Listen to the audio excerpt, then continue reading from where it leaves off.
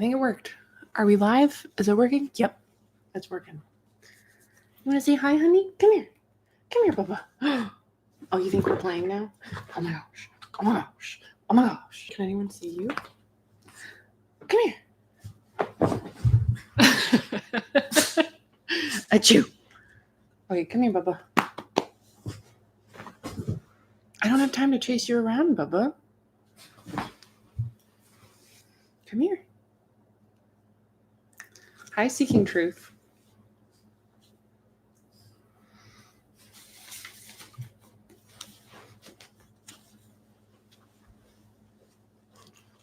Look at this little nugget.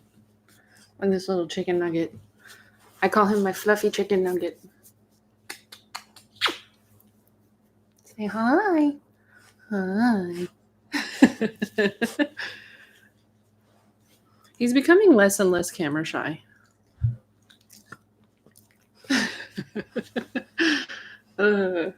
You are so cute. Oh, thank you. Thank you so much. Okay, everyone. He's going to lead the podcast today. The little, here's his little microphone.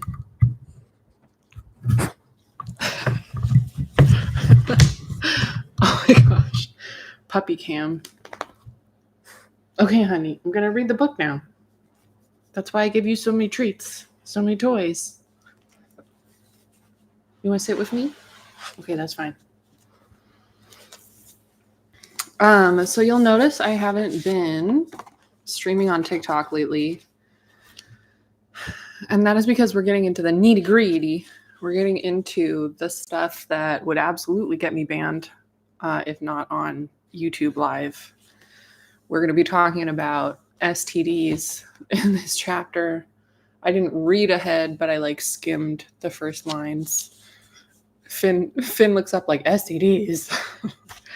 Yes, hooky spooky. Very scary. It's okay, Bubba. He likes to steal my socks and my hair ties and my underwear and everything. Everything that even remotely smells like me. Come here, Bubba. I can't play with you from over there. Thank you. Okay. He's going to sit on my lap for a little bit and then get bored and run away. Okay. I'm going to try to do a better job of just reading straight through. Chapter 5. We left off where she's watching Reverend Moon gamble. Even at age 15, even from the mouth of the Messiah, I recognized a rationalization when I heard one. Chapter 5. I returned to East Garden a married woman in the eyes of the Unification Church, but to all appearances, I was still a child in need of schooling. If I had harbored any doubts about my second-class status in the family of Sun Myung Moon, the discussions about my education certainly clarified my standing.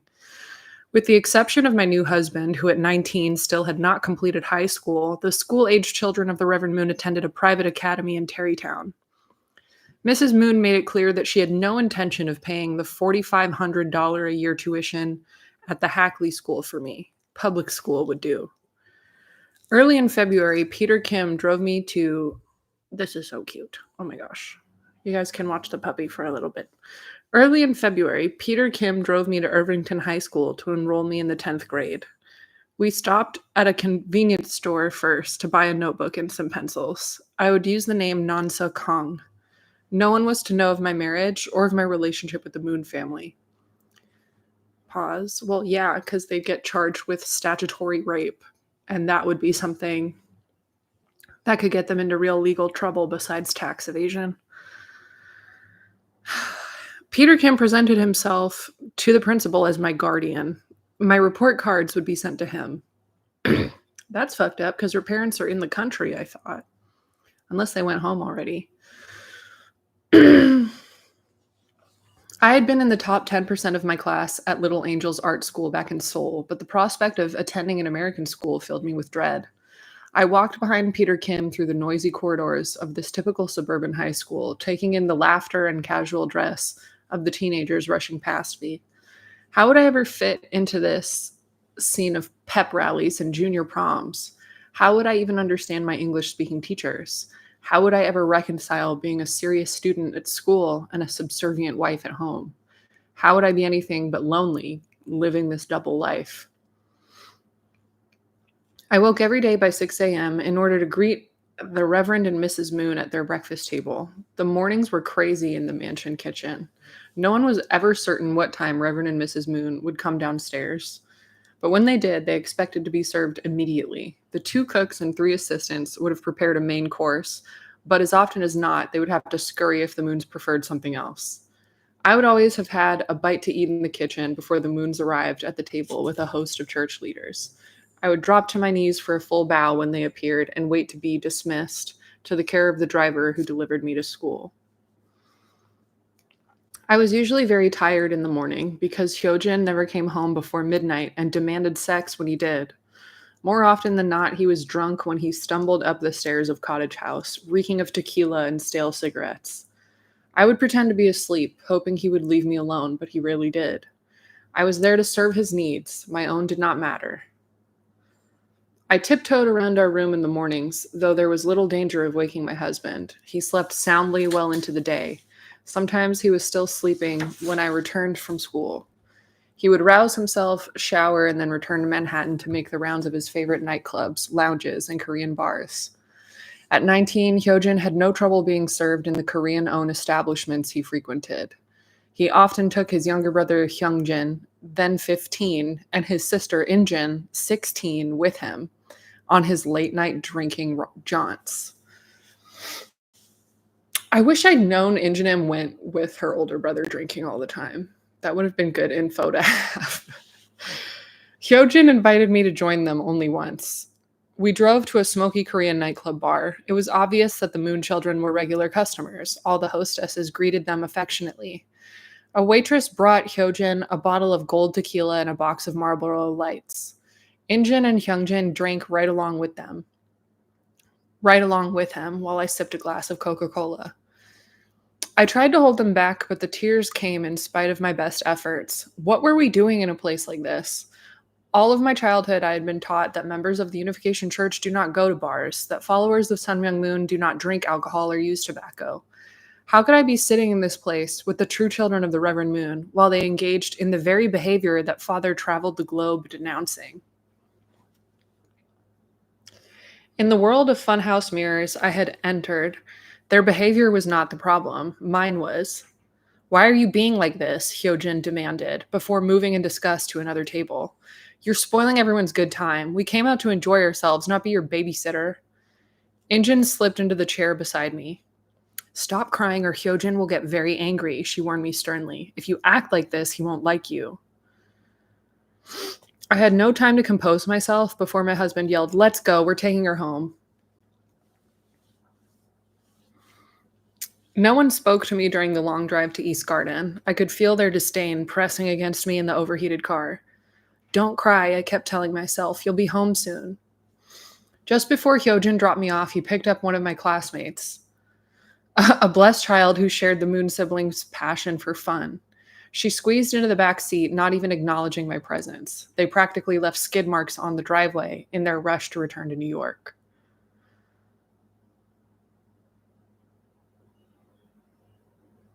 He basically just swapped out his wife for a different blessed child.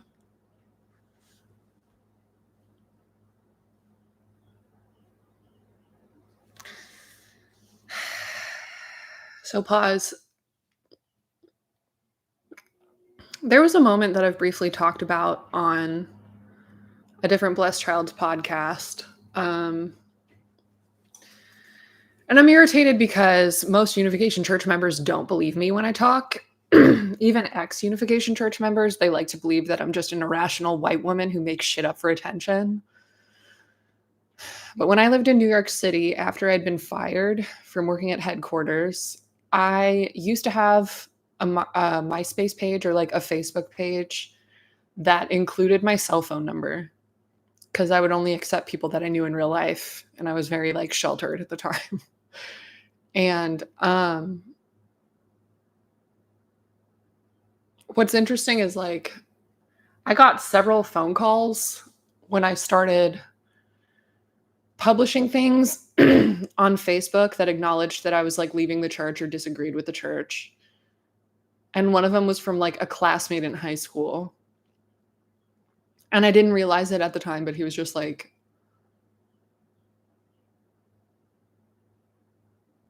I don't know, flirting with me really awkwardly. Like he just decided to call me. I don't even remember what he said, but I just remember he was really, really excited. And I was like, okay. And then he's like, yeah, I just wanted to call you and say that I remember you and I like you. I was like, okay.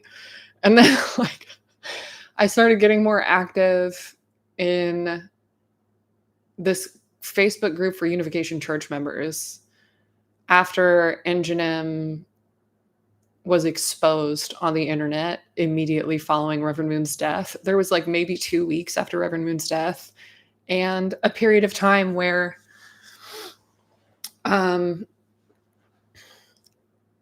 like rumors about her had been spreading to the larger membership. Like obviously the inner circle and the upper echelon at the New Yorker kind of like knows a bunch of things that other people who don't work at the New Yorker don't know.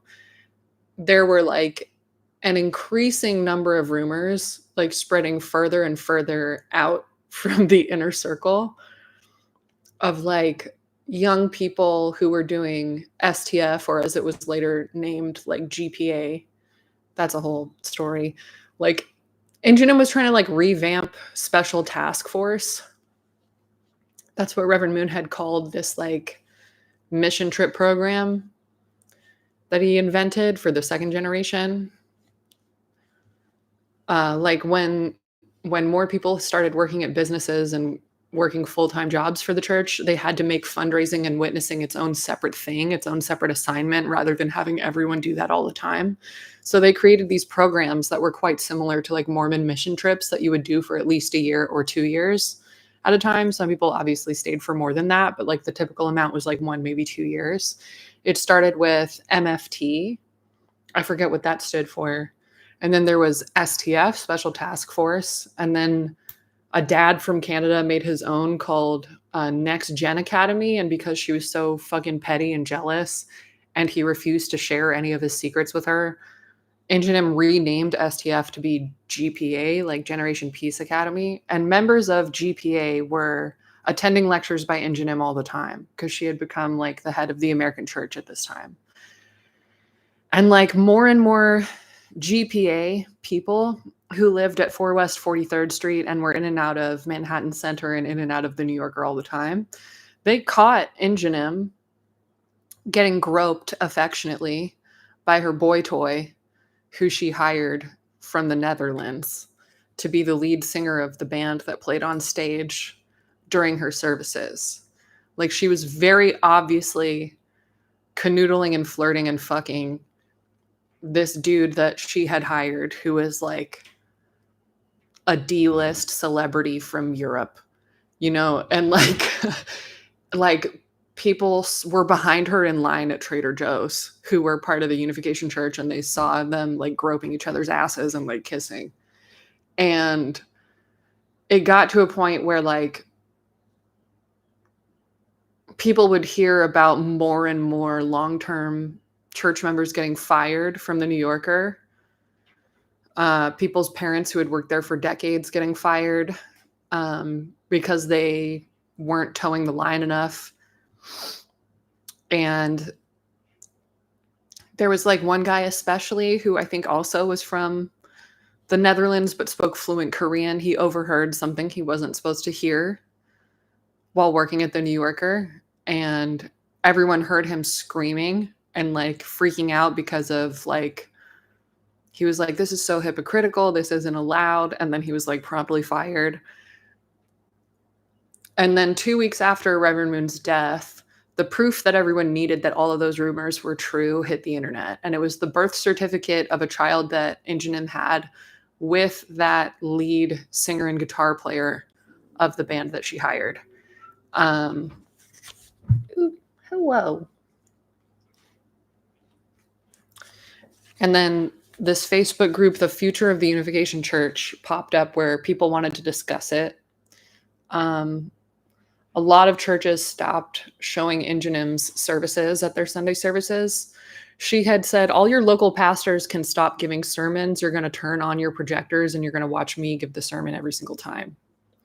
And she was basically copying Hillsong as much as she could. We were singing Hillsong songs.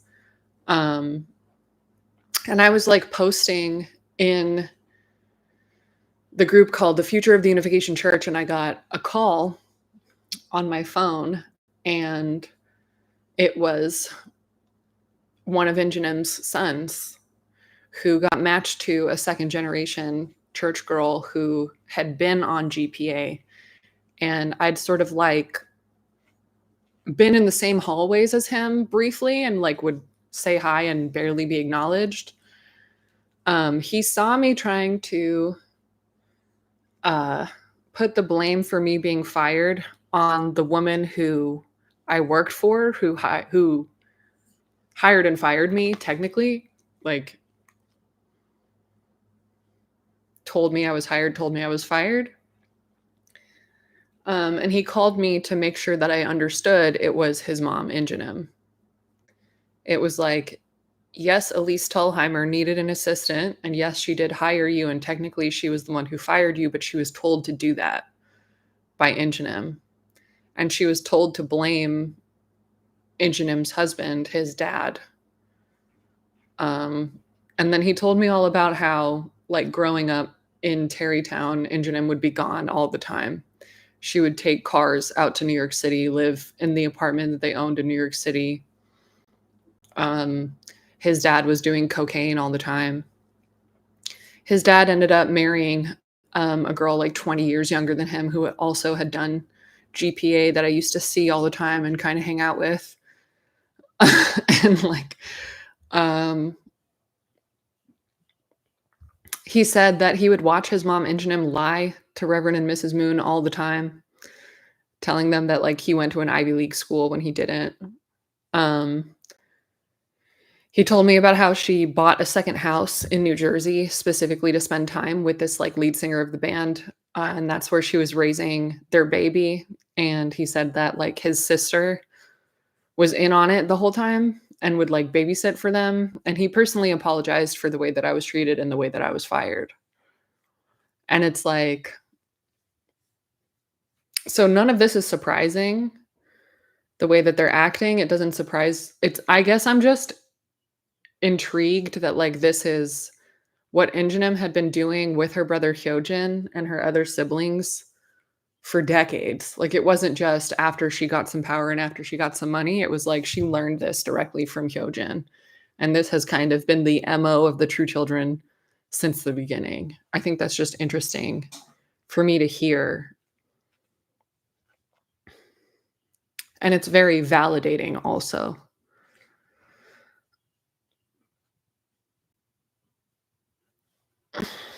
Someone on YouTube commented, canoodling with D-list. This is all shockingly humorous. P.S. Hello. Hello, hello. Yeah, I don't know where my vocabulary comes from. It's like a mix of Old English and modern slang. like,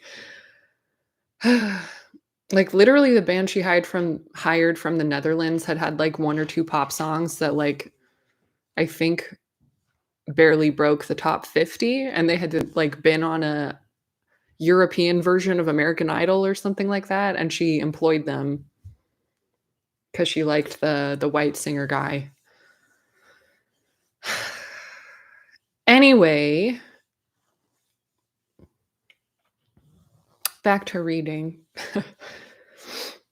That was the first of so many nights I cried myself to sleep. On my knees for hours beside our bed, I begged God to help me. If you sent me here to do your will, I prayed, please guide me. I believed in every chamber of my young heart that if I failed God in this life, I would be denied a place in heaven with him in the next. What good is a happy earthly life if you don't go to God? My knees were raw with carpet burns early the next morning when Mother summoned me to her room. Hyojin and the others still were not home. Where were they, she wanted to know. Why wasn't I with them? Prostrate before her on the floor, I wept as I recounted the events of the previous evening. It was a relief to share this awful burden with Mother. Maybe now something would change. Mrs. Moon was very angry, but not at Hyojin, as I had expected. She was furious with me. I was a stupid girl. Why did I think I'd been brought to America? It was my mission to change Hyojin. I was failing God and Sun Myung Moon. It was up to me to make Hyojin want to stay home. What a terrible mom. What a sadistic piece of shit, to be honest. How could I tell her that when her son did stay home, things were no better? He had usurped the living room and cottage house for the use of his rock and roll group, the U Band. I hated their all night practice sessions. The whole house shook when they played or listened to music on his stereo. Hyojin insisted that my training in classical music had made me a snob, but my distaste for his band had less to do with the music they played than with the way they behaved in our home. Band members would begin to assemble in the early evening, joined often by other blessed children who lived nearby. No sooner would I hear the guitars tuning up than the smell of marijuana smoke would drift upstairs, where I would be doing my homework. Mind you, she's like 15. like, what the fuck? My shock was a source of amusement to Hyojin and his friends, I knew, but the truth is my feelings about them were conflicted. I did not want to engage in prescribed behavior, but I was so very lonely upstairs with my school books. I did not want to join them, but I longed to be asked. I found myself living in an upside-down world, mocked by my peers for believing what we had all been taught, and chastised by my elders for failures that were not my own. This is too real. How could I tell Mrs. Moon that her children's bar hopping was the least of their sins? I said nothing while she berated me. It was not long afterward that Mrs. Moon called my mother to her room to catalog my failings. Injin had reported that I had worn my wedding ring to school. Injin said I was asking around about Hyojin's old girlfriends. I had done no such things, but it was impossible to defend myself before the Reverend and Mrs. Moon without seeming to criticize their own children, and that would not be tolerated. I tried to explain this to my own mother, but her only counsel was that I must be more careful not to offend the true family. So Injinim's like spreading straight up lies. Like, what a bitch. Anyway. So fucking mad. I must be cautious when I spoke. I must pray to become more worthy. That didn't seem possible. I was criticized at every turn, judged guilty without a fair hearing. Too often falsely accused, I became wary of trusting anyone. How I wished that my father or my brother Jin would come from Korea. The Moons had sent my father back to Seoul soon after the wedding. Jin was still there too, waiting to finish high school and obtain a visa to join his wife Jae-jin Moon in the United States. When he came, I knew Jin would be preoccupied with his own life. He talked of attending college at Harvard, and the Reverend Moon seemed willing to send him, my brother's academic success, a feather in the Messiah's cap. I was thrilled for Jin, but sad for myself. I would have to remain in East Garden, surrounded by those who hated me. Jin Moon was an exception. She was a year younger than I. She did not get along very well with Injin either. We became friendly soon after my arrival at East Garden. I will always be grateful for Jin's kindness in those initial months. Everything was so new, and I was so terrified of doing the wrong thing. At the first Sunday morning pledge service I attended in East Garden, for example, I wore my long white church robes, only to discover all the Moons dressed in suits and dresses. I was mortified, as only a teenager who is conspicuously dressed can be. I was embarrassed by my ignorance and hurt that no one had offered me guidance to such simple practices. Jin stepped into that role, telling me what to expect at family gatherings and church ceremonies. The pledge service was held in the study adjacent to the bedroom of the Reverend and Mrs. Moon. I was amazed at those services to realize that the Moon children did not know the words to the pledge that I had been reciting from memory since I was 7 years old. After the prayer service, the church sisters would bring snacks for the true family. Juice, cheesecake, donuts, and Danish. I would serve the Reverend and Mrs. Moon until it was time for us to go to Belvedere at 6 a.m., when the Reverend Moon preached his regular Sunday sermon before a gathering of local members. It was an honor for me as a young woman to be able to hear Sun Myung Moon preach every week. He spoke in Korean, so it was easy for me to follow him. The American members relied on the rough translation provided by his assistants. I wish I could capture what it was about the Reverend Moon's sermons that touched my heart. It was not that he was especially profound or particularly charismatic. In truth, he was neither.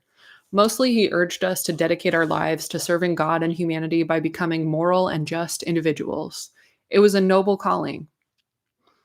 Most of us in that room at Belvedere on Sunday mornings really believed, however naively, that by our own goodness alone we could change the world. There was an innocence and a gentleness about our beliefs that is seldom reflected in the denunciations of Unification Church members as cultists. We may have been seduced into a cult, but most of us were not cultists. We were idealists. I'm going to say it every time, but it's like I always really appreciate how she takes the time to point that out. It's like they get you by the idealism and they feed that idealism. While the other Moon children went drinking in New York, Unjin and I would stay up late into the night, baking in the mansion's kitchen, chatting in Korean. Unjin was a wonderful cook and a generous spirit, sharing her chocolate chip cheesecakes and homemade cookies with the security guards who had an office in the basement of the mansion. The church members who composed the household staff were more accustomed to taking orders than gifts from the Moon children. The True family treated the staff like indentured servants. The kitchen sisters and babysitters slept 6 to a room in the attic. They were given a small stipend, but no real salary. The situation was little better for security guards, gardeners, and handymen who took care of the Moon properties. The Moon's attitude was that church members were privileged to live in such close proximity to the True family. In exchange for that honor, they were ordered around by even the smallest of the Moons. Bring me this, get me that, pick up my clothes, make my bed. I used to sleep like 6 to 14 in a room in Reverend Moon's properties, like Windermere in Washington. For a while, my family shared a property that was owned by the Moon family, and I think like Northwest or Northeast Portland or something.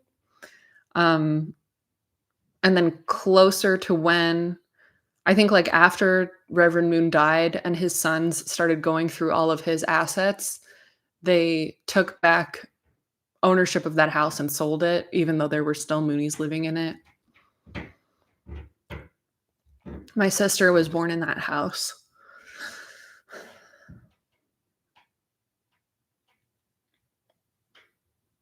And it's like, I think I've mentioned before that like my first boyfriend, when I left the church, also lived in like Sleepy Hollow in upstate New York. And they had servants too, kind of. Like they would hire chefs and caterers and they were nice to them. But I kept trying to include them too much and it was like weird. I don't get it. I don't know. Seeking Truth says, may I ask, do you know how many Moonies there are worldwide? I was looking something up last night and I saw something posted on a True Family website that said 600,000 members. So it's definitely in the hundreds of thousands. And in terms of net worth, they're right up there with Scientology. I just don't think that they keep the most accurate records. You know what I mean? And there are so many offshoots that claim to be affiliated with Reverend Moon that have since like legally in their tax documents like separated themselves from the Moon estate. But it's in the hundreds of thousands at least. Back to reading. Sun Myung Moon taught his children that they were little princes and princesses and they acted accordingly.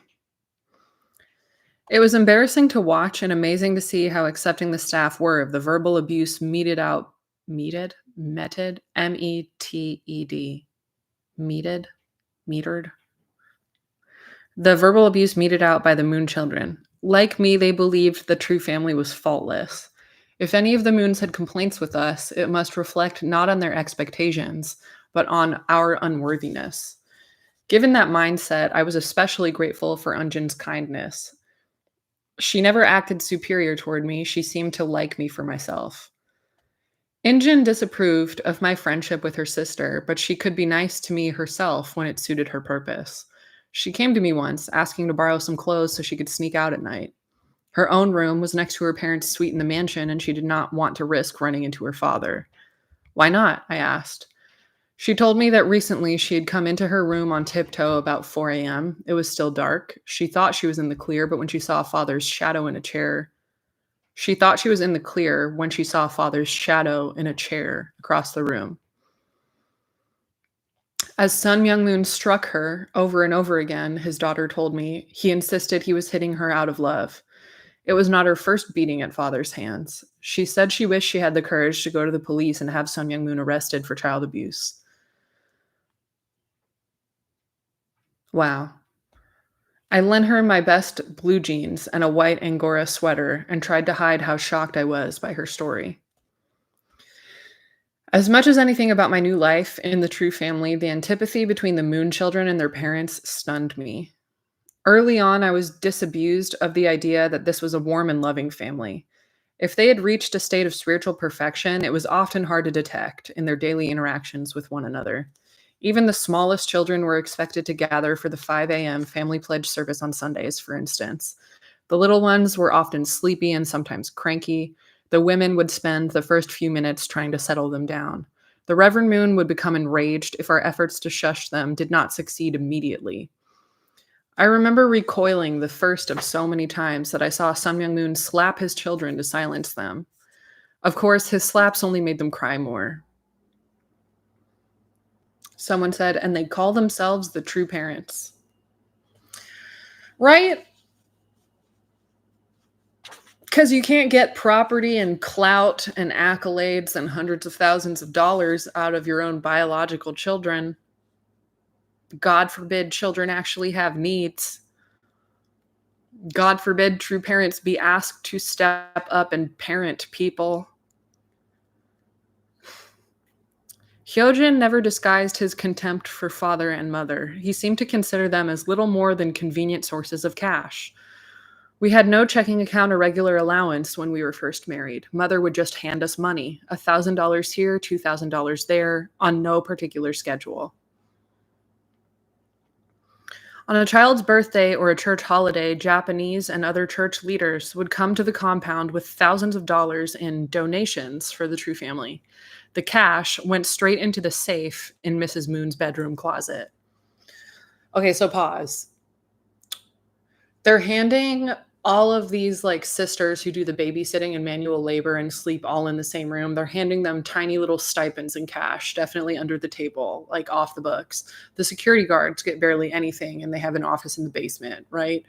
Their own children don't have bank accounts. They just get handed cash and then they get handed a bunch of money in cash.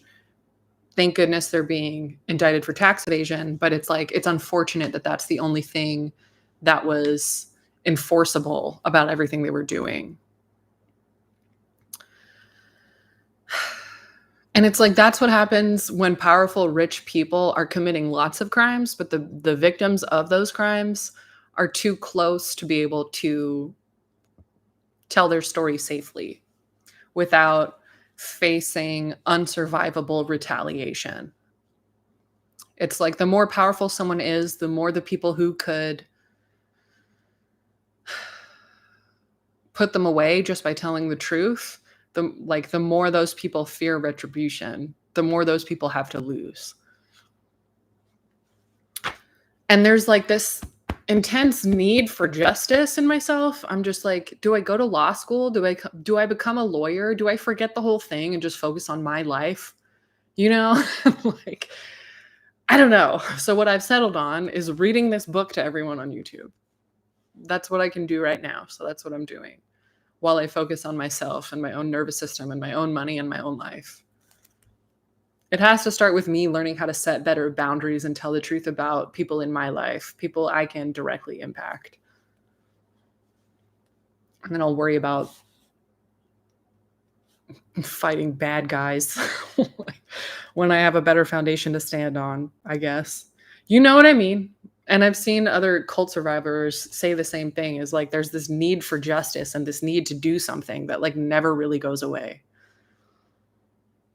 Seeking Truth says, how is the author doing now? Is she fine? I spent a few minutes trying to find her online, just on the first page of Google search, and it's like, besides publishing this book, there really is very little about her. I would have to search more thoroughly. There's like photos of her with the True family and a very biased story of who Hyojin was on Wikipedia and like the first couple search results. And then you get farther down and you see that she published this book, and it's all like documentation about her and her publishing this book. But it's like, I don't know. I'd really have to go looking. I would hope that she's fine.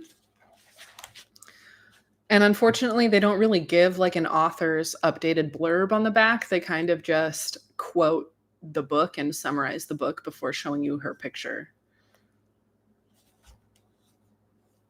I would imagine she values her privacy very much. I'll figure something out. Okay. Later on, Mrs. Moon told me that fundraisers in Japan had been assigned to provide money for the support of Hyojin's family and that funds would be sent regularly for that purpose. I had no idea how the mechanics of this worked. The money did not come directly to us.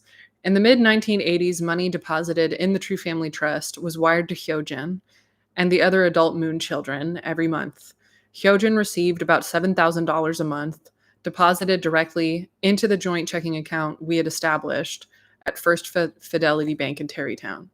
So he does have a bank account, but they do a lot of cash transactions outside of it.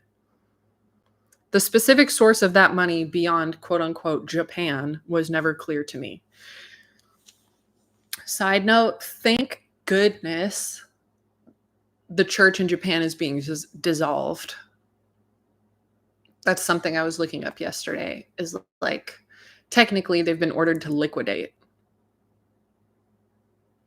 But also it's like the people enforcing that liquidation are tired of the pushback that they're getting from not only Unification Church members and their lawyers, but also white Christian nationalist nut jobs from around the world who have also made millions of dollars from the Unification Church and have a vested interest in pushing back against any government that like holds them accountable. So for example, I was talking about how Reverend Moon established a new, what is it called? A Department of Faith, or like a faith something. My name's in it. The word faith is in it. And his favorite televangelist, Paula White, is the head advisor of it. And Paula White went to Japan and gave a talk about religious persecution. And so the Japanese government is like, fine. It says you have to liquidate, but like, whatever that means, it's just a procedure. Like, shut up. Like, I don't know. I wish people had a fucking backbone when it came to AIPAC and when it came to the Unification Church. Like, stand on it. Stop bowing to pressure. Stop listening to these like religious nut jobs whine in your face all the time. Somebody needs to lay down the law. Or laws don't mean anything.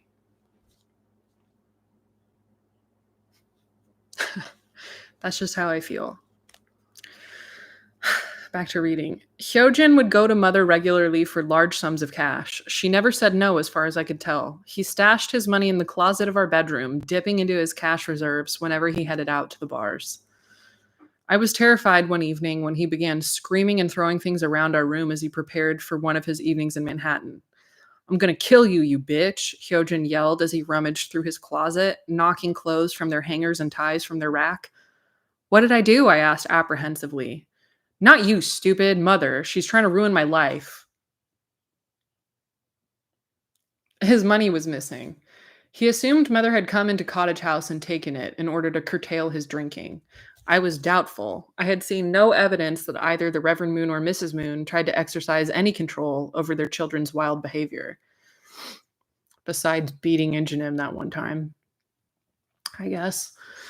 As I picked up his rumpled clothes, I found a wad of cash on the closet floor wedged between a pair of shoes. It must have fallen out of a coat pocket. I counted more than $6,000. Hyojin snatched the money from my hand, continuing to denounce Mother with a string of profanities as he nearly knocked the door from its hinges on his way out to the bars. School, as difficult as it was for me, was a haven of sanity compared with the chaos of Cottage House. In English class, I memorized lists of vocabulary words with no idea what they meant. In biology class, I stared blankly as the teacher spoke directly to me and the class convulsed with laughter at my total lack of comprehension. Because she doesn't speak English, you assholes. It was only in math class that I saw a glimpse of the competent student I once was. For those 40 minutes, we all spoke the universal language of numbers. I was only a sophomore, but I was enrolled in a 12th grade algebra class that covered material I had mastered in 4th grade in Korea. That's crazy. She's like literally smarter than everyone around her by several grades, and they have no idea because she can't speak English. I sat with other blessed children from Korea at lunch and sometimes studied with them as well. My position as the wife of Hyojin Moon lent a formality to our relationship that precluded real friendship. Oh, so they know. That cafeteria table was just one more place where I did not quite fit in. Two of my Korean classmates came to Cottage House one afternoon to study with me. They asked for a house tour. I showed them the practice room crammed with guitars and amplifiers and drums of the U band. I showed them the bedroom and my study where Mrs. Moon had installed a desk and bookcases for me. But where do you sleep? One of the girls asked. In the bedroom, of course, I said, realizing too late that they were staring at the queen-size bed. As members of the church, oh, so they were church members. Okay. As members of the church, they knew of my marriage to Hyojin Moon, but they must have assumed it had not been consummated. Oh, she said she sat with other blessed children from Korea. I missed that part. That was not such a foolish assumption, I realize now. The age of consent in New York State is 17. Hyojin could have been arrested for statutory rape. My embarrassment turned to shame when one of the blessed children turned on the television and an X-rated movie in the VCR came on the screen. I had never even seen Hyojin use the VCR. I checked the television cabinet and it was full of similar movies. Hyojin only laughed later when I confronted him about the pornographic films. He liked sexual variety, he said pointedly, in his life as well as in his entertainment. I should know that he could never be satisfied with one woman, especially a girl as prim and pious as I.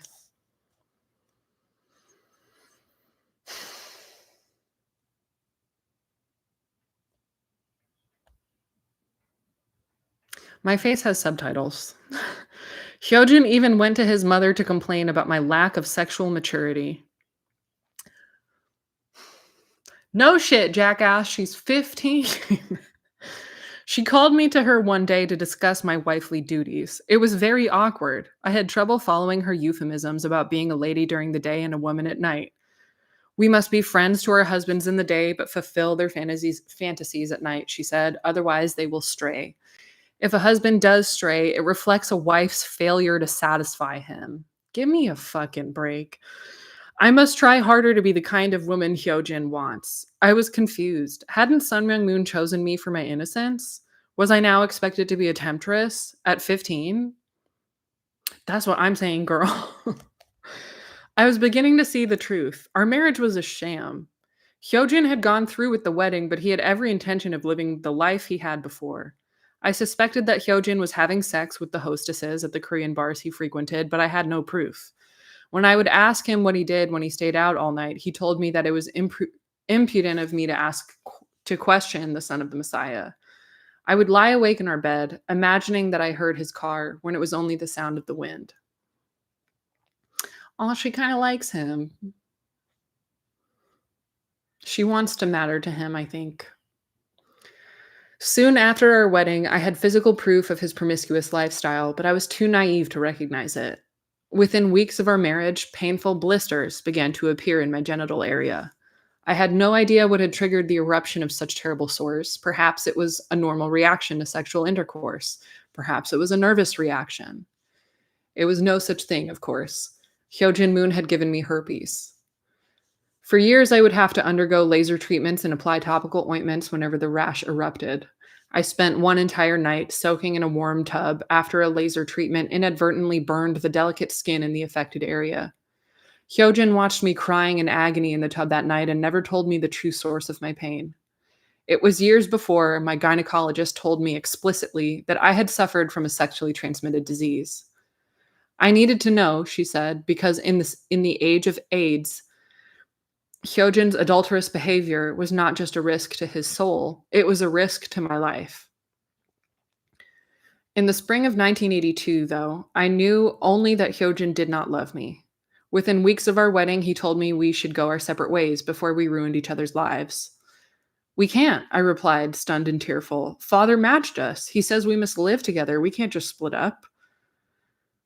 That was when Hyojin told me that he had protested my selection, that he had never wanted to be matched to me, that he went through with the wedding only to please his parents. He had a girlfriend in Korea, he said, and no plans to give her up. I don't know which was more painful, his infidelity or the delight he took in flaunting it. Had he wanted to be discreet, Hyojin could have spoken to her privately. Instead, he took sadistic pleasure in telephoning her in front of me from the living room in the cottage house.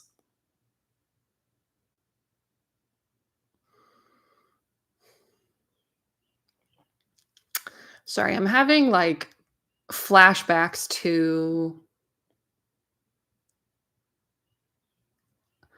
specific men's facial expressions when they do shit similar to this. It's like this special frequency of sadism, not to use like new age woo woo lingo, but there's this temperature, this attitude of sadism.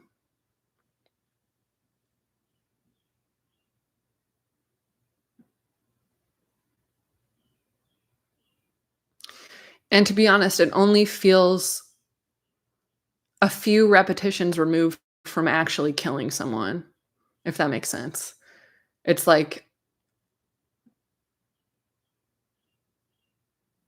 a profound sadism within a person who is still telling themselves that they're a good person because they're not actually committing violence, but they would definitely enjoy it if they did. And I've seen that in men in the church, men in my family, men that I've dated since. And it's like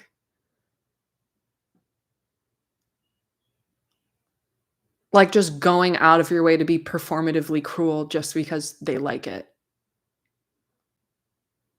But still being able to tell themselves that they're a good person because they're not physically harming you. Again, it's like only a few repetitions removed from actually physically harming someone. When he wanted to isolate me in East Garden, he spoke English to his friends and family. When he wanted to hurt me in my home, he spoke Korean to his girlfriend. You know who I'm talking to, so go away. He would laugh before loudly proclaiming his love for the girl at the other end of the phone line. Several weeks after our wedding, Hyojin left for Seoul with no word to me on why he was going or when he might return. He did not come home for months. He was not there the morning I suddenly became ill during a birthday celebration for one of his younger siblings. My mother helped me from the table, knowing instinctively what I did not even suspect. I was pregnant. I responded to my pregnancy like the child I was. How would I finish high school? What would the other kids say? The larger questions about my lack of preparedness for motherhood, about the perilous state of my marriage, were too difficult for me to face. It was easier to worry whether I could make it through the school year without my conditions becoming apparent to my classmates. The news of his impending fatherhood did not bring Hyojin rushing home from Seoul. He never even called or wrote to me. I called him once, only to have him chastise me for wasting father's money. He hung up so abruptly that the Korean operator had to tell me my call was disconnected. I felt as though I had been slapped. When he did call to talk about the pregnancy, Hyojin spoke to Peter Kim, not to me. I was about to enter the kitchen one morning in the spring when I heard Peter Kim relaying to my mother the substance of that telephone call. I held my breath while I eavesdropped. What could possibly happen next? Even I was not prepared for what I overheard.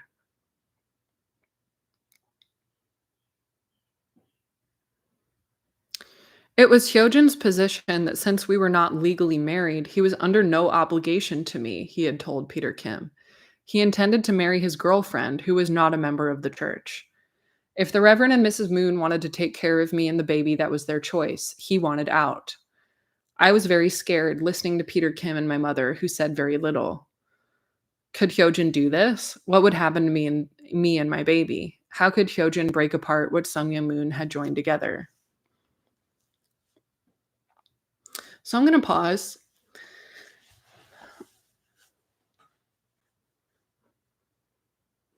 I'm finding like in a weird way, Hyojin's not wrong. But at the same time, it's like if that's how you feel about your arranged spouse, why'd you fuck her so much?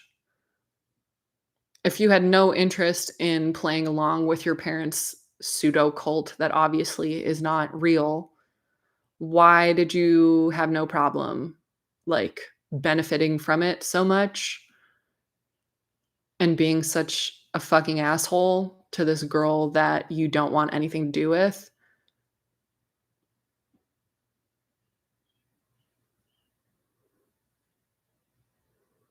And I think it's just like he has been through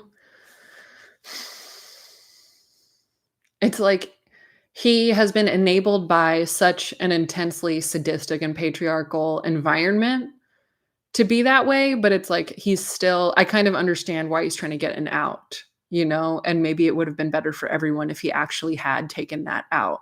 I don't think he does, obviously, because we know from the beginning of the book, like chapter the prologue or whatever, that like they stay living together and he stays in America because he's fully dependent on this like under the table cash that like his parents own him.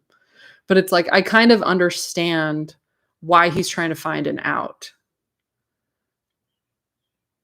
It's like he's not living a real life. I'm starting to see the true children obviously as like selfish, sadistic sons of bitches, but honestly, like they are financially trapped as much as Hyojin. Their parents are unbelievably powerful and well-connected people who don't believe that laws apply to them. And in a lot of ways, they can't escape either. And they're just coping with it in a really abusive, sadistic way.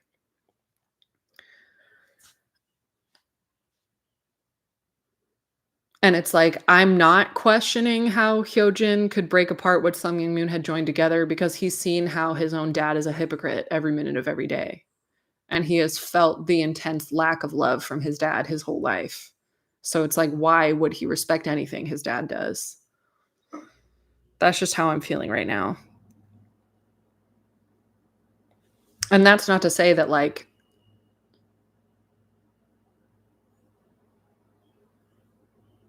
I don't really feel bad for them, but I understand the behavior is what I'm trying to say.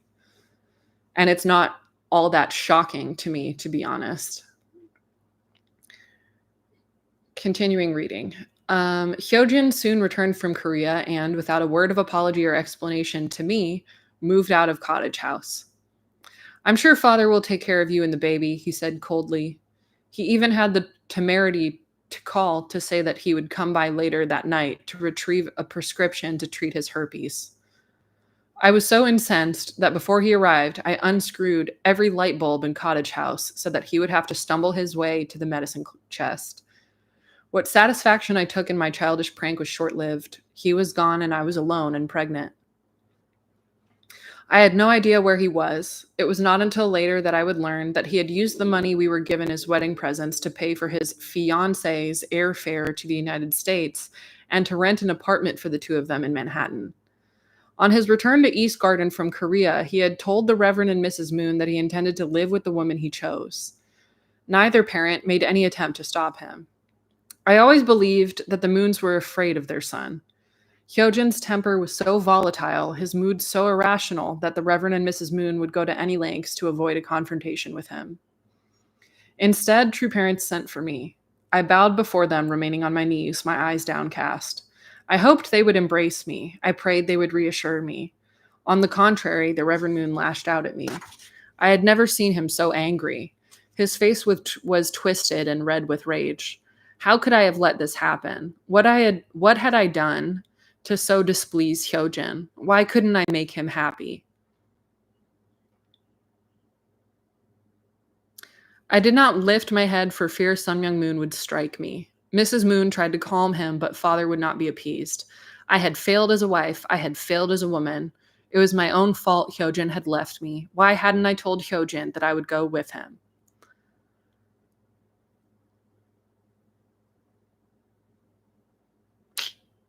My own thoughts made little sense. How could I go with him? To live with him and his girlfriend? I had high school to finish. That sentence. I was frightened by the Reverend Moon's fury, but I was also hurt at being wrongly accused. Why was it my fault that Hyojin had taken a lover? Why was I to blame? Because the Reverend Moon's son did not obey his father. I knew better than to voice these thoughts, but I had them just the same. It was my lot to humble myself before them, to take their abuse, and to speak only when spoken to. Tears burned my cheeks. I stayed on my knees, silent before the Lord of the Second Advent, but I seethed inside at the injustice of his attack on me. Get out, he finally screamed, and I scrambled to my feet. I ran all the way back to Cottage House, blinded by my tears. I felt utterly abandoned. My mother was no use to me. She was trapped in the same belief system that ensnared us all. If Sun Myung Moon was the Messiah, we must do his will. None of us was free to choose. It was my fate to be in this situation. I had to deal with it as best I could. Only God could help me. In my room at Cottage House, I wept and prayed aloud for God not to forsake me. If he could not ease my pain, I prayed he would make me strong enough to withstand it. I was full of self-loathing for my weak tears. I was ashamed to cry in front of God. He had chosen me for this holy mission, and I was not only failing him, I was surrendering to self-pity. I prayed for God to strengthen my faith, to grant me the humility to accept the suffering he sent me.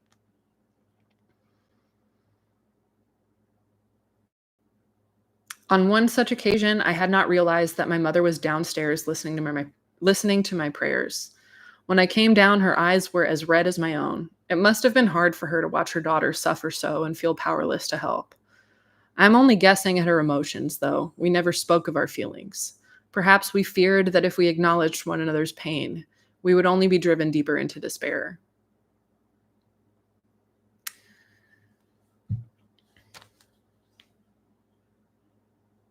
So pause again.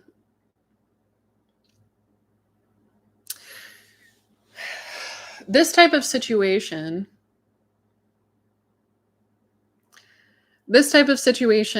is exactly why narrative exposure therapy is so important. Tanisha, if you keep saying Yahweh in the comments, I'm blocking you.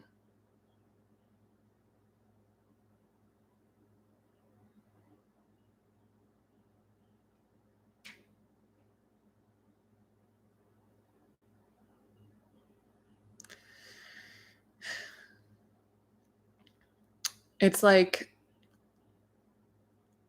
in the moment when someone more powerful than you and physically larger than you intimidates you and shocks your whole nervous system by screaming things over and over again until you believe it, no matter how obviously untrue they are, it becomes a belief that you don't question, right? So even though she's 15 and she obviously knows that Reverend Moon's full of shit, she obviously knows it's not her fault that her grown ass husband has chosen not to be with her and like openly mocks her, gives her herpes and doesn't give a fuck, gets her pregnant and doesn't give a fuck, picks a new lover anyway and spends all of their money that's supposed to be partially hers on an apartment in Manhattan. It's like she knows that. She's saying that over and over again in her head. But she also, at the same time, during her prayers, is beginning to believe that narrative, that God put her in this situation, that it really is her position to somehow raise her own husband, even though her parents are enormously powerful people. She's in a situation where this fake reality is being reinforced and she believes it. And so she's trying to cope as best she can. And oftentimes, if someone doesn't extract themselves from an environment where they're always wrong and they don't get that positive reinforcement from a friend or a professional that says like, oh, you don't have to believe that about yourself anymore. People will keep all of these unexamined beliefs that were forced on them, and they will keep coping and coping and coping by praying, by crying, by like suffering with dignity instead of confronting the lie that's harming them in the first place. And it's an easy thing to overlook. And I think it's very like, it sends chills down my spine that her own mom doesn't understand how much power that she has to save her daughter's life. It's heartbreaking to me that people who could be people at this property, from security guards to helpers in the house to Nansuk herself to her parents, it's like they don't trust the United States government. They don't trust the state of New York. They don't trust social workers, and they don't trust Americans to go to them for help. And neither do most Moonies or cult members, for that matter. It's like it took me so long to believe that I could utilize public services for women escaping emotionally and financially abusive situations, because I believed that I needed to have my bones broken, that I needed to have a black eye, that I needed to be smacked around in order for me to qualify for any of those services, which is, first of all, absolutely not true. Second, I was fooled by my surroundings. It's like she talked about this in the prologue. When you leave that situation, you're leaving the comfort, you're leaving the gorgeous properties, you're leaving the wonderful food, you're leaving like the full staff of helpers. And even though you know that's all happening for illegitimate reasons, it's like somatically, it sort of validates your situation. And when you have to give up a comfortable home to go to a women's shelter or to start over, it's first, even though it's like good for you, it's a hit to your pride. And especially for Unification Church members that are in a fascist organization, a very elitist, anti-poverty, extortative organization that worships money and uses their church members for money. The idea of being quote unquote homeless and needing SNAP benefits, needing Medicare or Medicaid, needing public assistance, somehow that feels so much more shameful than literally getting extorted and beaten and screamed at all the time.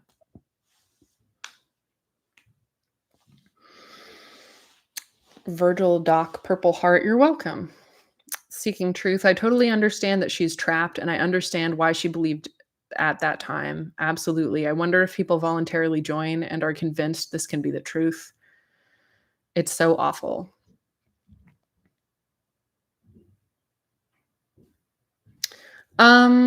That's the other thing. I feel like I'm going to end up like cutting these into clips and publishing different clips of these lives just because of all the things that we're covering all at once. But something that I've always wanted to describe, I'm going to try to use the space next to me as like a pretend whiteboard because I don't have a whiteboard.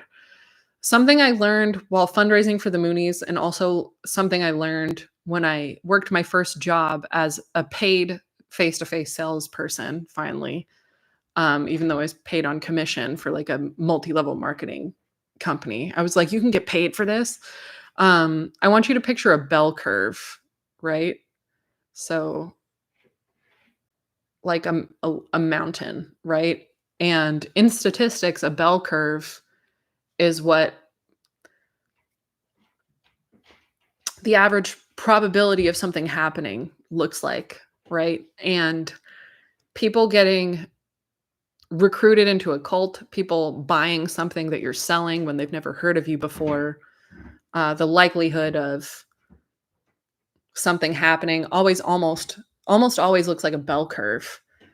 And something that they taught me in recruiting for the Moonies, but also in face-to-face sales and recruiting salespeople for Credico for a multi-level marketing scheme, they said, always picture a bell curve and just remember it's a numbers game. There's going to be a standard distribution If you see enough total people throughout the day, you're going to see this standard distribution play out, right? There's going to be a percentage of people to one extreme who are always going to say no to you no matter what you're selling.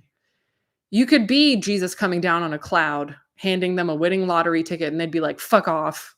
No, like, I know what you're selling. And it's just because of who they are as a person or who they are that day. Some people, they just have their blinders up and they're always going to say no. And I think the people who have reached out to me the most since I started speaking up on YouTube are people who said no to a Moonie when they first tried to recruit them, or said no after a week or two of workshops. And so they reach out to me and say, I always wondered what happened to Moonies like you. Thank you so much for speaking up. I met my now wife at a workshop and we were both like, this is whack, isn't it? Okay, but I like you. Let's go. And now we have 4 babies and stuff like that. There's always people at the other end of the spectrum. People who are, if you watch documentaries on cults that are worth their salt, that have used a professional to consult about getting their cult survivor data correct, right? It's like there are always going to be very, very like idealistic people who are just natural born truth seekers. There are literally people who wake up and they're like, you know what I need? I need a mentor. I need to get out of my comfort zone. I want to explore the esoteric knowledge of life because I hate what I've got going on right now. And I want a mentor. I want to find a spiritualist group with a guru. And they wake up and they're like, oh my God, I've always been curious about the Moonies. Sure, I'll come with you. And they're like 100% a yes. You barely have to finish your sentence. Right. And it's the same with sales. There are always going to be people who say no. And there are always going to be people who saying, oh my God, I've seen one of you before. Here you go. Take my money. Take it, go. And then everybody else falls somewhere in between. And that's where your own skill comes in, right? It's like the closer to saying yes, the less convincing you have to be. The closer to always being a no they are, the more objections you're going to have to overturn with skills that you can be trained, right? In addressing people's concerns. But for the most part, it's a standard distribution. So it's like people always ask me, how was coercive recruiting possible? Well, what you don't see is the enormous number of people who said no immediately. For every successfully recruited Moonie, that recruiter, that spiritual parent, probably reached out to and attempted to strike up a conversation with several hundred other people who immediately said fuck off or ignored them, right? But they kept playing that numbers game until they found the truth seekers who were like, you know what? I wanted to join a Korean group today. And the other people who had some reservations, but their objections were overturned. Now, with Credico and with the Moonies, the goal was, I'm still trying to like use this imaginary whiteboard next to me, and it's like hard when my hand is, I don't know what I'm doing. I'm like trying to, okay, this is yes, this is no, this is the middle of the standard distribution, right? Coercion lets you take in some more of those hard no's. Does that make sense? Coercion is when someone allows you to overturn some of their objections. They come to the workshop and then they're like, you know what? I withdraw my consent. My yes is turning into a no. I would like to go now, please. And if this was an ethical group, they'd be like, okay, I respect that. Someone will drive you back tonight, grab your stuff, we're leaving in 20 minutes. But that is not what the Moonies did. That is the difference between sales and cognitive warfare. So cognitive warfare is a larger concept that encompasses information warfare, milieu control, and social engineering. So when people who wanted to leave those workshops expressed that they wanted to leave or even tried to escape, they would employ milieu control and social engineering, like literally just sabotage of logistics, right? Saying like, oh yeah, for sure. Acknowledge, ignore, resume. Yeah, yeah, yeah, we'll take you another time, but we don't have a bus that's leaving right now. What's that? There's a bus leaving as we speak. No, they're full. I don't care if you can see empty seats on the bus that's pulling away right now. It's full. And there won't be another one for several days, so sucks to suck. I guess you'll just have to stay. Oh darn. And it's like making it as inconvenient as possible for that person to leave or to say no. That's the difference between sales and coercive control. And cognitive warfare is not just the manipulation of information, it's the manipulation of that person's environment, and it's violating the laws of reality and being willing to like destabilize someone's sense of self and someone's sense of perception just to force them to do whatever you want without necessarily touching them. Okay.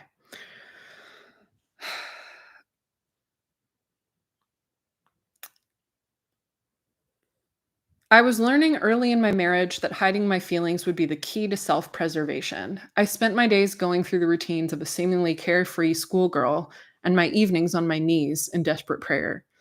Every afternoon that spring, I paced around the wide circular driveway in front of the mansion trying to sort out my thoughts. One of Sun Myung Moon's early disciples joined me one day as I walked. No one in the Moon family had offered me any comfort. I was only assessed blame, which I was duty bound to accept. The church elder circled the pavement with me, urging me not to worry. My misery could harm my baby, he warned. Oh, thanks, jackass. Hyojin would come to his senses, he promised. I was embarrassed that my humiliation was such public knowledge, but I was grateful for the kindness of a respected elder. That spring, my brother Jin had finally come from Korea to join Jae-jin at Belvedere. He had barely arrived when this crisis erupted. One afternoon, the Reverend Moon summoned Jin, and me to his room. Should we throw Hyojin out of the family for what he has done? The Reverend Moon asked us all, though it was clear that he expected only his daughter Injin to answer. Injin argued that Hyojin was young and wild, but that he would listen to reason, that he would come home in his own time. It would be destructive for the church as well as the True family to disown their heir apparent to the Unification Church. Jin agreed. I said nothing. If Hyojin returned, Father said, we must all forgive him and help him adjust to his responsibilities. I, especially, must hold no grudge, the Reverend Moon instructed. He conceded that this was a difficult time for me, but said I owed it to the baby to pray for God to soften my heart toward my husband. He and Mrs. Moon would get Hyojin back. The rest of us were to welcome him warmly on his return. The next morning, Mrs. Moon took one of the prayer ladies with her to the Deli, a diner in Tarrytown. The Deli with a capital D. What I did not know was that Mother had arranged to meet Hyojin's lover there. She arrived defiant, intending to fight for my husband. She told Mrs. Moon they would not let religion stand in their way, that Hyojin was prepared to leave the Unification Church for her. I was told it was a spirited performance. But his girlfriend left that diner with a full wallet and an airplane ticket to California. The Moons paid her off, sending her to Los Angeles in the care of a Korean woman whom she would soon ditch in order to make her own way in the world. The Moons were very pleased with themselves. They had gotten Hyojin back home to East Garden. Never mind that they were ignoring the underlying issues that made him leave in the first place. Never mind that he was returning even angrier than when he had left. By all appearances, everything was back to normal, and appearances were everything to Sun Myung and Hak Jahan Moon. One morning, soon after Hyojin's return, I came to greet True parents at their breakfast table. I was surprised to see that they had been joined by the Buddha lady, the Buddhist fortune teller, who had blessed my match to Hyojin the previous fall in Seoul. Mrs. Moon urged her to tell us what the future held for Hyojin and me.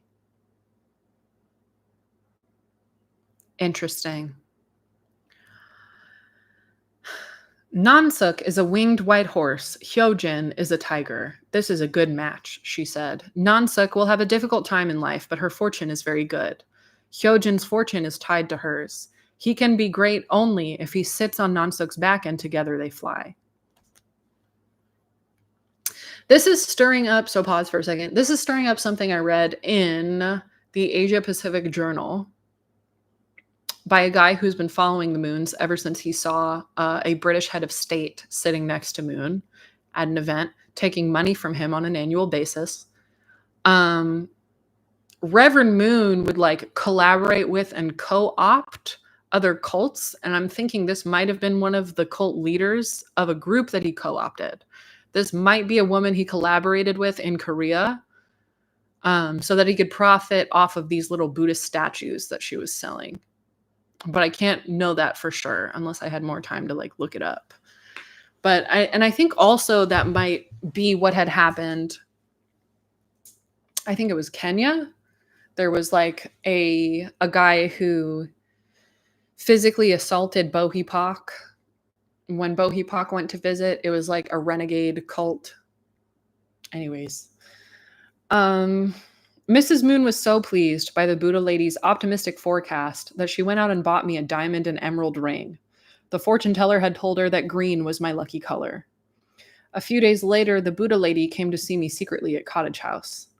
Please remember me when you are a very powerful woman, she said. Remember the good fortune I saw ahead for you.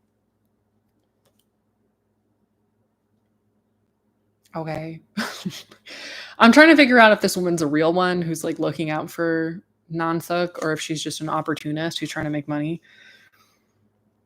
What lay ahead for me was nothing like what the Buddha lady foresaw. Hyojin was furious that his parents had interfered in his love life, but he was also a realist. He was in no position to follow his lover to California. He had no money, no job, no high school diploma, no means of support besides his parents. In the end, Hyojin was all talk. True love paled next to the prospect of being cut off from father's money. Hyojin and this girlfriend would continue to correspond for years. He often left her love letters out in the open for me to find. When Hyojin learned that she had moved in with a new lover in Los Angeles in 1984, he was so distraught that he shaved his head. In the spring of 1982, though, he had returned to Cottage House more angry than heartbroken. The indifference Hyojin had felt toward me in the winter had hardened into something much colder, much more frightening. I embodied his lack of choices in life. I represented his dependence on the two people he most needed and most despised in this world, his parents. Hyojin Moon would spend the rest of our life together punishing me for it.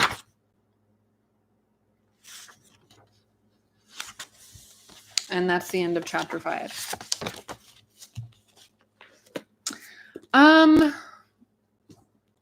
I feel like this whole chapter is a fascinating lesson in energy transference.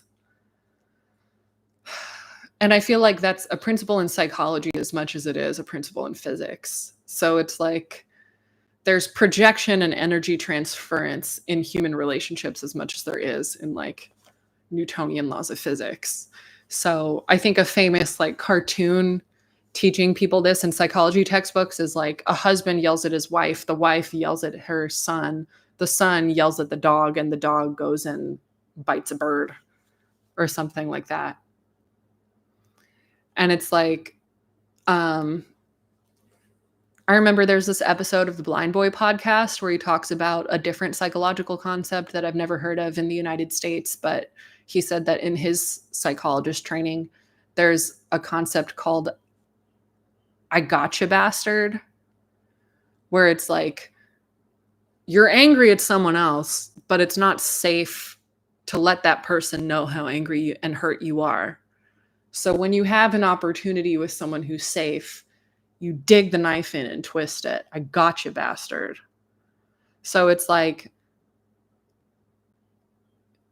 this whole time, Nansuk is a voodoo doll full of push pins. Everybody around her, the people that she has been brainwashed from birth to believe are the Messiah of our age, are twisting the knife in, blaming her for everything instead of just having blunt conversations with their own son. Like, she is the scapegoat for Reverend Moon's rage, for Mrs. Moon's rage, for Injanim's rage, for Hyojin's rage. She's just, because she's a 15-year-old, barefoot, pregnant, currently trying to get educated young girl. And they all know they can get away with treating her like shit and face no consequences. I can't wait for the day that women are just like, nope, return to sender. And when I think about the reason that my not to bring up TikTok, because I know most of y'all are not on TikTok, but it's like I blew up on TikTok on accident because that's exactly what the fuck I did in a video. People taking out former church members trying to come to me as like their mammy figure, trying to yell at me if I don't act as their, what's the word? Like nursemaid, as they try to leave the church and process what's going on. I made a video talking about like, hey, I was raised in this church. This is a message for other Moonies. I don't fucking know you. And I don't owe you anything. I don't care if you insist you want to talk. I don't owe you shit. I'm already talking. How do you think you found me on your For You page? And it's like,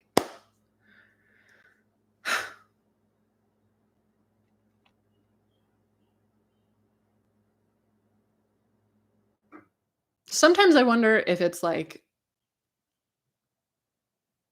trying to help people understand this larger concept that the Unification Church is a money laundering front group that funded Project 2025, that funneled money through the Heritage Foundation and paid Donald Trump and JD Vance and his other vice presidents and other heads of state all over the world. They've paid them millions of dollars cumulatively, year after year after year.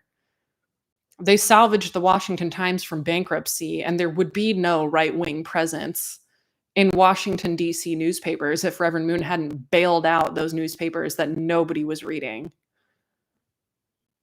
There would be no Liberty University if the Moonies didn't exist. And the Moonies existed because Park Chung-hee and I think Kim Jong-pil was his name. They led a violent military coup and they forced the Unification Church to be established as a religion when it had already been clearly denied because everyone hated Reverend Moon and could see right through his bullshit. Sometimes I wonder, is it a futile effort to try to force everyone to realize that reality when I could be spending my time just embodying what it looks like when a woman who is so often the scapegoat of everybody else's rage says, no, thank you, go fuck yourself. And like just embodying what it looks like to be like, no, I actually don't take on anything that you're trying to make me believe about myself. Gray rock. Because if that's what everyone in these organizations needs to do anyway, like, is it really necessary to make people understand why they need to do it? Or is it better to just do it? To just, you know what I'm saying? Do people really need to understand the intricacies of the problem when the more important thing is the solution and practicing the solution as much as we can every single day?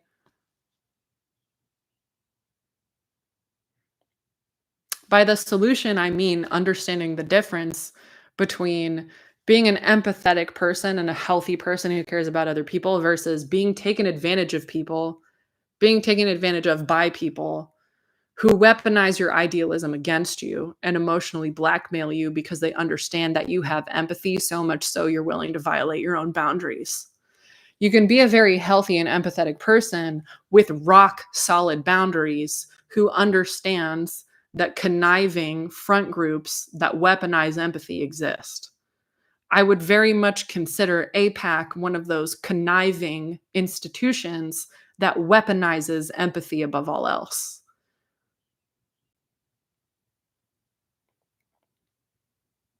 And you know what's crazy? When organizations like the Unification Church and the Catholic Church and APAC can no longer weaponize empathy against someone who has rock solid boundaries, the mask comes off and they start committing war crimes. When they can no longer like create a forest of mirrors and weaponize empathy and emotionally blackmail people into thinking up is down and down is up, the mask comes off and it becomes extremely obvious who is in the wrong. And that's what I wish more liberals would understand. That's what I wish more conservatives would understand. All you have to do is have a very healthy sense of boundaries and what the limits of your empathy are. Do not ever betray your empathy or disregard empathy, but it's like have the boundaries of a very well-informed and exhausted Black woman, respectfully. Like, I love you, but no. Like, that's who I finally learned it from.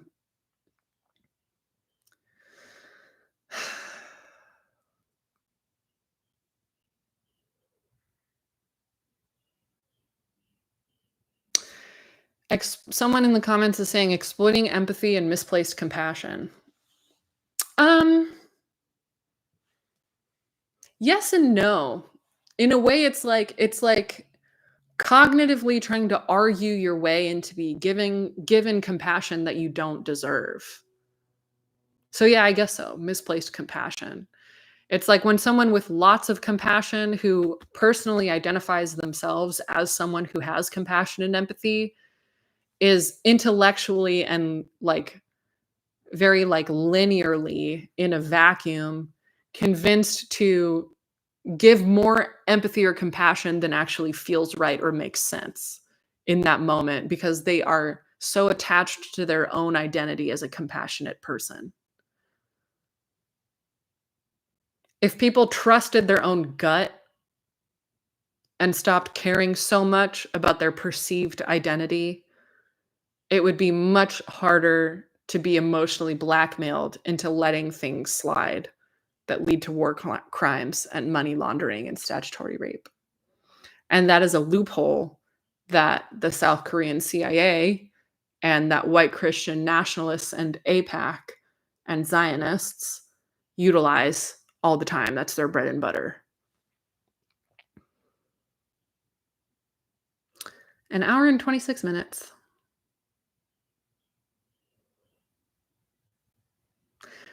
Thanks for joining me.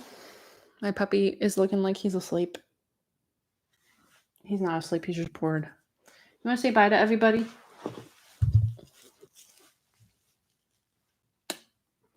Thank you so much for reading, explaining, and answering my questions. Take care. All the best to you. Thank you. Thanks, everyone. Say bye, Finny Fin.